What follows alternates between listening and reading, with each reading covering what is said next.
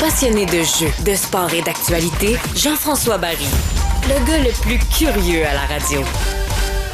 On va maintenant revenir sur les Jeux olympiques avec Cybèle Olivier. Bonjour Cybèle. Bonjour Jean-François. Cybèle, j'ai dit en entrée d'émission que je trouvais que les Jeux de Paris avaient très bien fait les choses du côté des Parisiens et Parisiennes. Ça a bien été. Il y a eu quelques petits accrochages, mais honnêtement, là, sur l'ensemble de l'œuvre, c'est très bien. Mais ce week-end, il y a une discipline, nouvelle aux Jeux d'ailleurs, qui n'a pas fait l'unanimité, c'est le moins qu'on puisse dire. Oui, il y a comme un déluge sur les réseaux sociaux depuis quelques jours. Pas juste à Laval, le déluge. Ah non, vraiment pas. C'est sur Internet aussi. Vous avez peut-être vu passer le nom Raygun, R-A-Y-G-U-N. Mais ça, c'est le nom de scène de la breakers qui s'appelle Rachel Gunn, qui est une Australienne de 36 ans.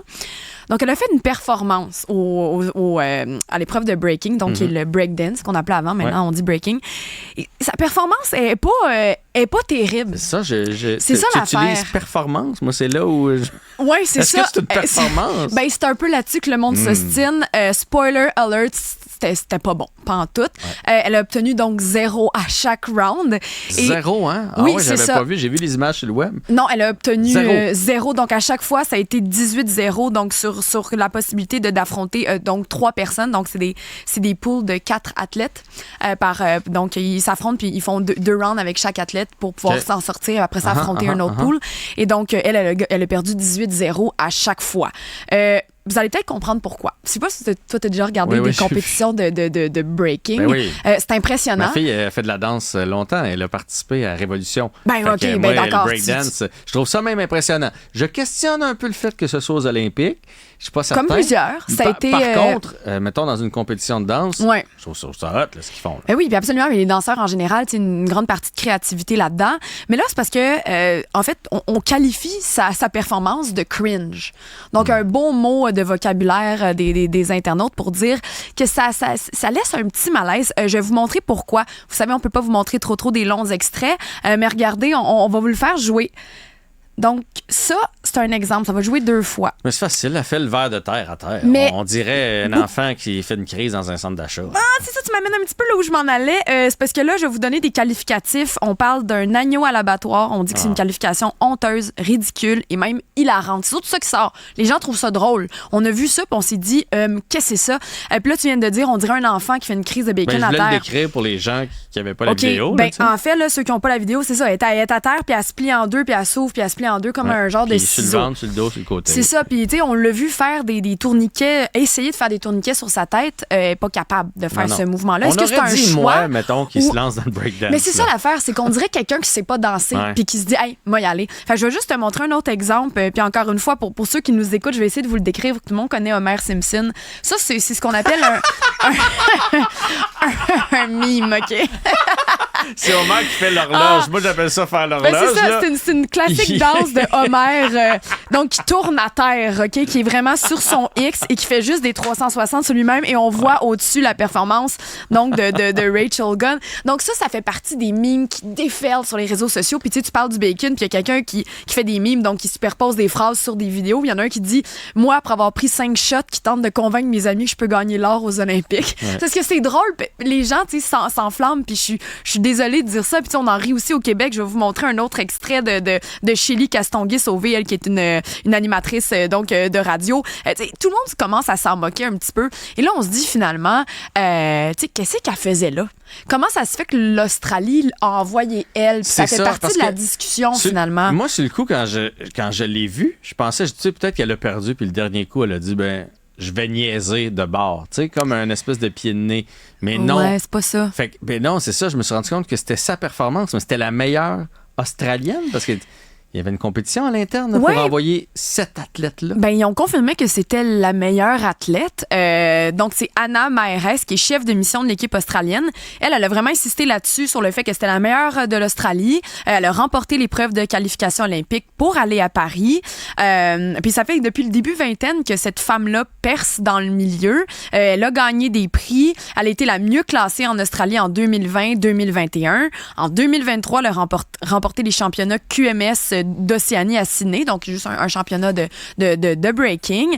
Ils sont pas prêtes d'avoir l'émission Révolution en Australie. Elle méritait sa place aux Olympiques. Puis après avoir donné quelques entrevues, parce que tout le monde était comme, bon, tu sais, comment ça, c'est malaisant de même, tu sais, ta performance. Ben, je t'explique un peu, je vais te résumer, paraphraser, qu'est-ce qu'elle a répondu. Elle a dit que nous, en Australie, je parle de Rachel Gunn, qui s'adressait donc à la journaliste qui lui posait la question, tu sais, comment ça, c'était ça, ta performance. Elle dit qu'en Australie, on n'a pas le même breaking qu'ailleurs. Il n'y a pas de juge, il n'y a pas des DJ comme on a vu aux Olympiques qui partent une musique, puis là, tu sais pas à quelle musique t'attendre, puis tu dois danser dessus. Elle disait qu'en fait, c'était une façon de montrer qu'il n'y a pas juste une façon de faire le breaking, mais qu'il y a plusieurs manières de le faire, que c'est un style différent, puis qu'elle, elle savait qu'à la base, elle n'avait pas le niveau de performance pour battre les autres breakers qui viennent de partout dans le monde et qui s'entraînent selon un peu plus les standards classiques du breaking qui nous vient des États-Unis, du style un peu plus du street art, donc de tourner sur la tête, de faire vraiment des figures qui sont beaucoup plus poussées. Elle savait d'emblée que ce serait pas là qu'elle irait chercher ses points. Donc, elle s'est dit, moi, je vais aller plutôt avec le côté artistique que je propose devant moi. Parce que... Mais tu sais, pour connaître un peu la danse, là, à la limite, en danse, je pourrais comprendre ce qu'elle fait. Parce que la danse, pour moi, c'est un peu comme la peinture. Là, c'est aléatoire. Ben, deux personnes vont regarder ça, puis tu vas triper, puis l'autre va détester. Puis Révolution, c'est un bel exemple. Là. Des fois, tu écoutes les jeux, tu fais, voyons donc, c'est ça, cette affaire-là. Moi, j'aime mieux l'autre. Bon, en danse, je pourrais comprendre. Mais c'est parce que là, c'est une compétition de breakdance. Donc, ça vient avec comme des mouvements un peu à exécuter. C'est comme si... Puis je trouve que c'est un manque de préparation, à la limite. Là, regarde ce qui se fait ailleurs. C'est ce que ça donne cette impression-là un peu. Puis pour vous donner de l'information plus technique sur comment on juge donc les performances, il y a 5 critères. Donc, il y a la technique, le vocabulaire, l'exécution des mouvements, la musicalité et l'originalité. Donc, chacun 20 %. Donc, elle s'est dit, moi, peut-être technique, exécution, je vais perdre un peu là-dedans. Je vais essayer d'y aller plutôt au niveau de la musicalité et l'originalité. C'est là qu'elle a essayé d'aller chercher un peu plus un côté... c'est ça, il y a le côté un peu ringard assumé de son habit, parce que ceux qui l'ont pas vu, est habillée, on dirait un peu une soccer mom. Tu sais, on dirait un peu une maman qui est allée encourager dans un truc de bowling. Elle a un petit chandail vert, des shorts verts, des chandails rentrés dans ses shorts, une petite casquette. Tu sais, c'est pas ça le style qu'on voit au breaking d'habitude. On comprend qu'il y avait une recherche dans son affaire quand même.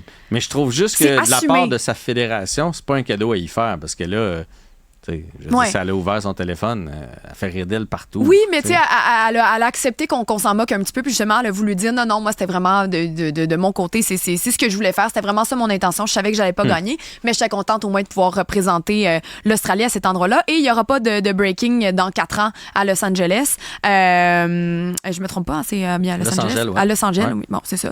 Donc, il n'y en aura pas en 2028 de compétition de breaking. C'est pas en lien avec Rachel Gunn. Hein? Faut pas commencer à dire des choses un peu qui pourraient avoir un lien, mais qui n'en ont pas. Donc, ce sera pas là. Mais quand même, on se demande est-ce que ça va finir par revenir.